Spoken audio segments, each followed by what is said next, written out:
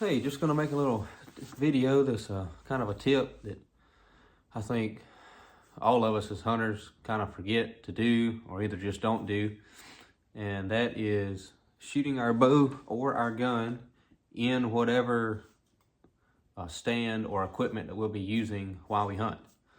So I know saddle hunting is kind of, I guess, just getting really popular the last few years.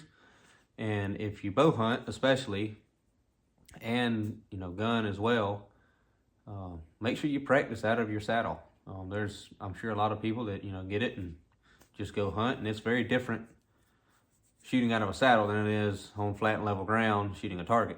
Same with a climber and with a lock on. And the biggest thing with the lock on that I have personally I guess seen while hunting and actually had to do while hunting, that is shooting out of a lock on while seated.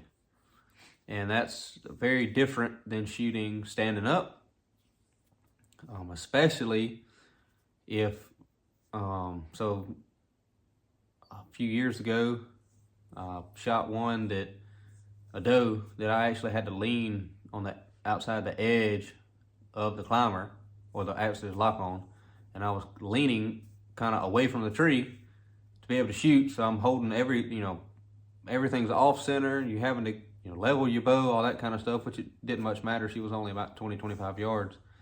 And then some other kind of issues that I've come up with too is when you do sit, the tree could be in your way, depending on where the deer is. For left-handed shooters, if you're shooting towards the left, or right-handed shooters shooting towards the right, it's a lot harder sitting down, and that's something that needs to be practiced, and something that when you draw, you could have to lean forward or do something to keep your arm from hitting that tree that's behind you, that whatever hand you're using that has a release on it. So just some things to think about.